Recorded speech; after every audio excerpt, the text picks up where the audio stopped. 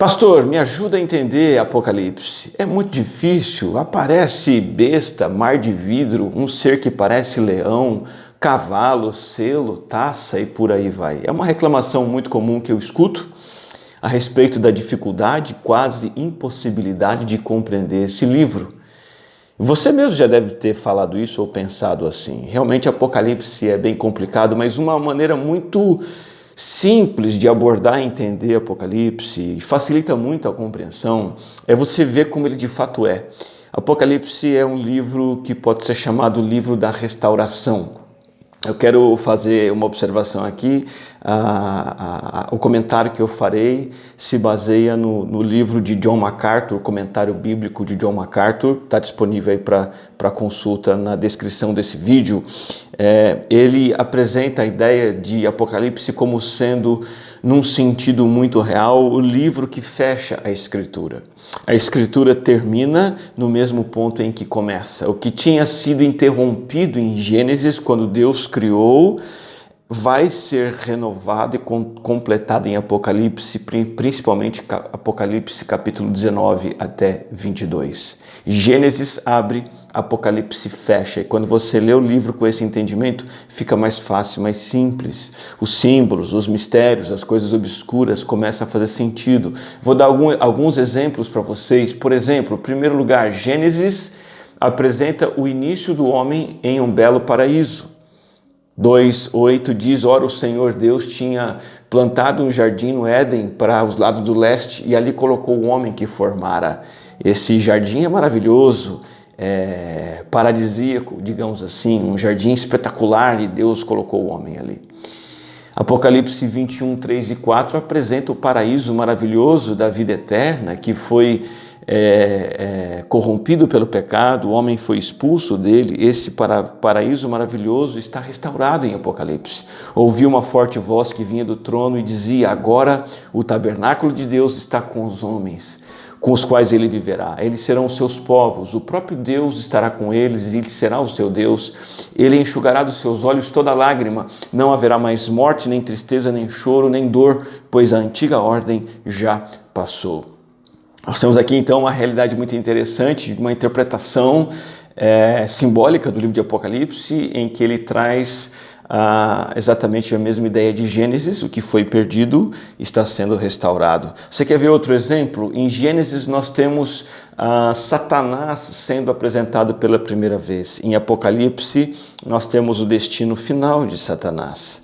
Em Gênesis 3:1 diz: ora, a serpente, o mais astuto de todos os animais selvagens que o Senhor Deus tinha feito, ele perguntou à mulher: foi isso mesmo que Deus disse, não comam de nenhum fruto das árvores do jardim? Então, em Gênesis aparece a primeira vez Satanás questionando a palavra de Deus e se dirigindo a Eva.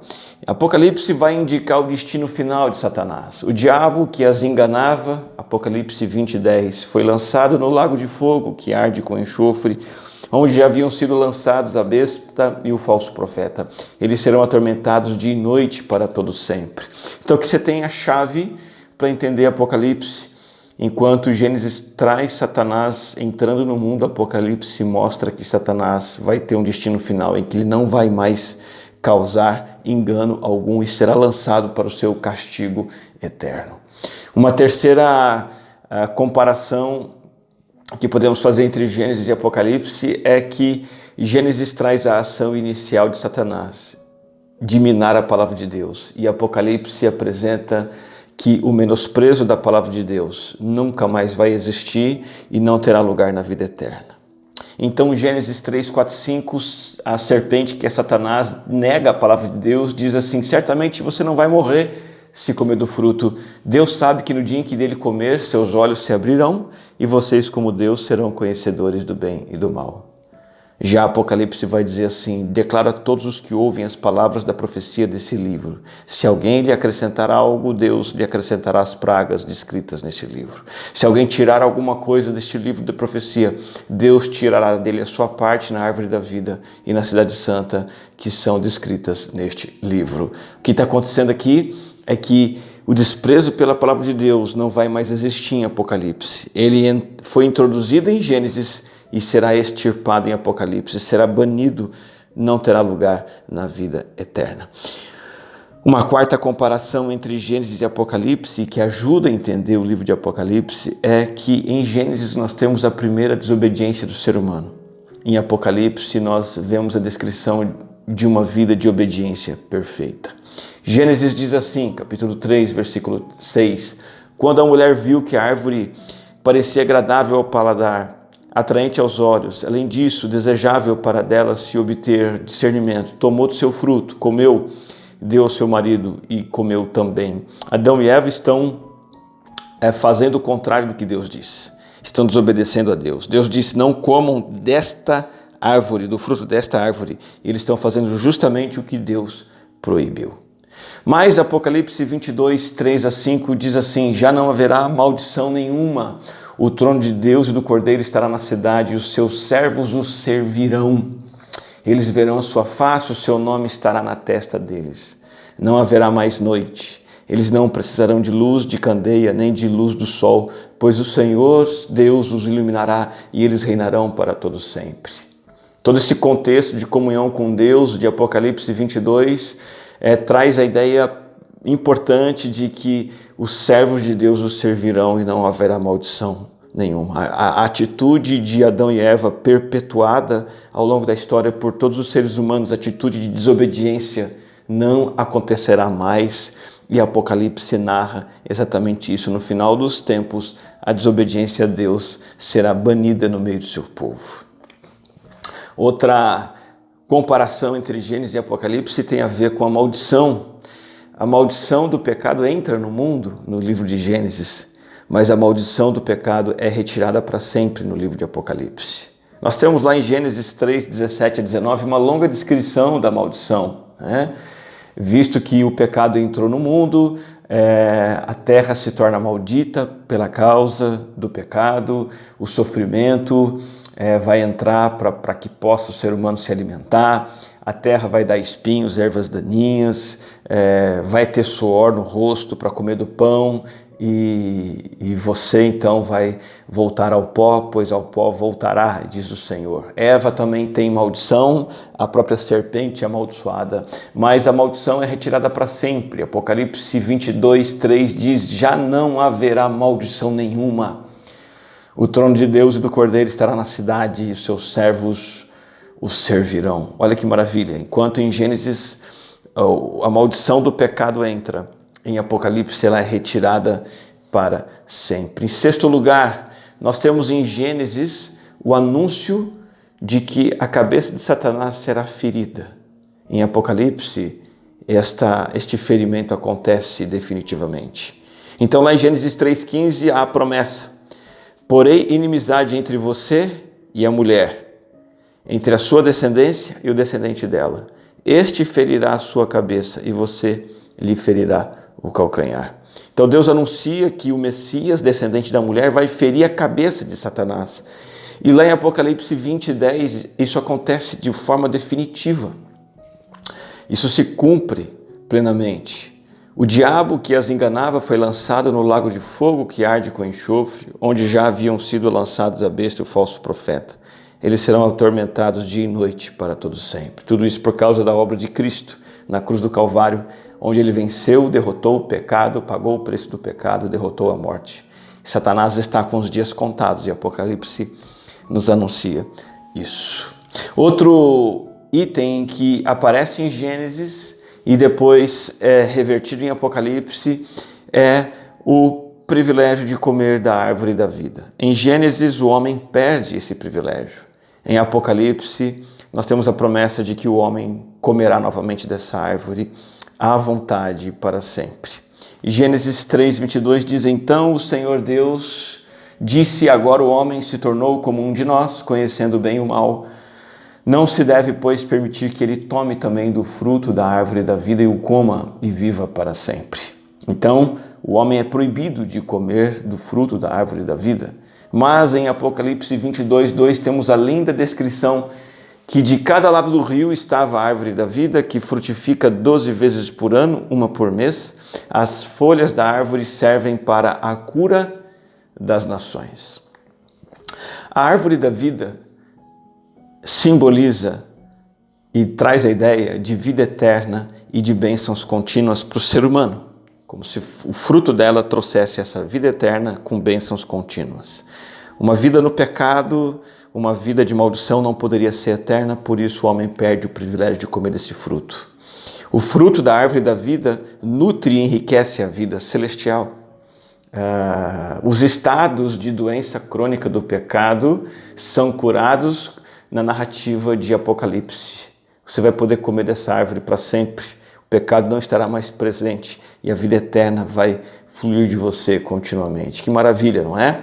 Essa é mais uma restauração que Apocalipse traz. No livro de Gênesis, em 8º lugar, nós temos a tragédia do pecado na humanidade. O pecado e toda a sua tragédia marcam a vida humana, mas em Apocalipse nós temos um tempo no qual a tristeza decorrente do pecado não existe mais. Acompanhe comigo, Gênesis capítulo 3, 7 diz assim, olha, os olhos dos dois se abriram e perceberam que estavam nus. Então eles se envergonham. O pecado traz isso, vergonha. Eles juntam folhas de figueira para cobrir-se, mas isso não resolve. O ser humano não consegue resolver o pecado. No verso 8, ouvindo o homem e sua mulher os passos do Senhor Deus que andava pelo jardim, quando soprava a brisa do dia, esconderam-se da presença do Senhor Deus entre as árvores do jardim. É isso que o pecado causa. O ser humano se esconde de Deus, ele foge de Deus. Mas o Senhor Deus chama o homem perguntando, onde está você? E ele responde, ouvi teus passos no jardim, fiquei com medo porque estava nu, por isso me escondi. E Deus perguntou, quem disse que você estava nu? Você comeu do fruto da árvore da qual eu proibi comer? Disse o homem, foi a mulher que me deste por companheira, que me deu do fruto da árvore e eu comi.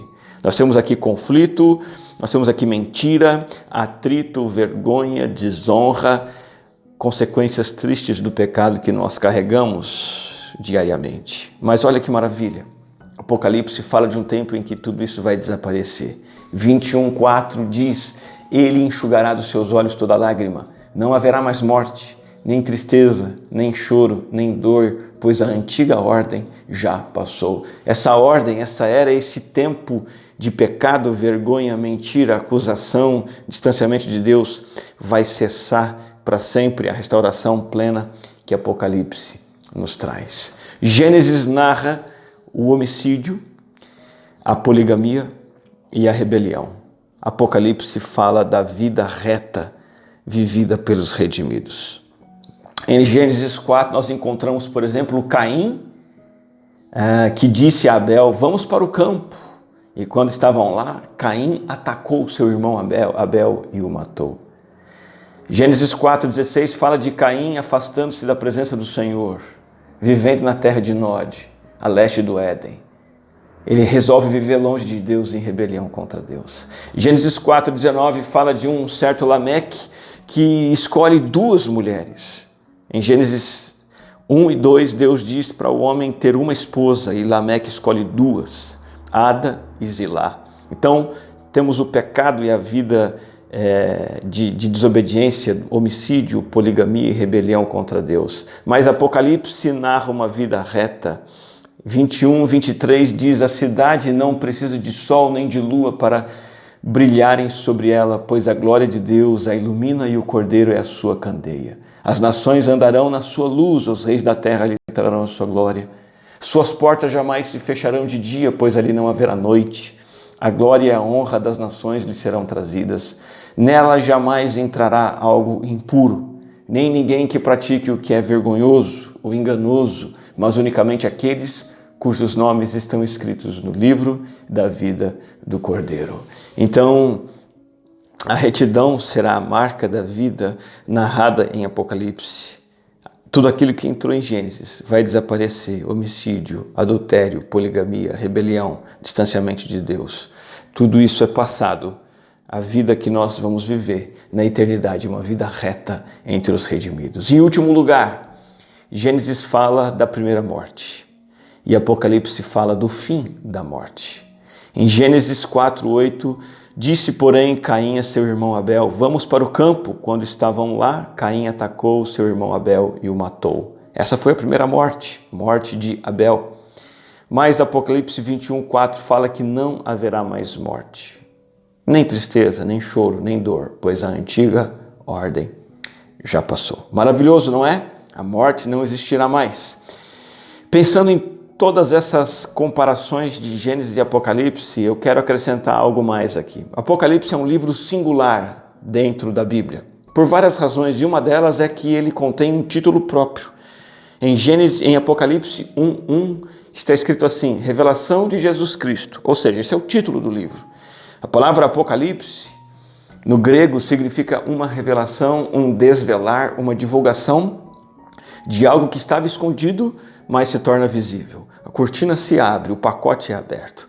O que esse livro revela é Jesus Cristo em sua glória, é a revelação de Jesus Cristo.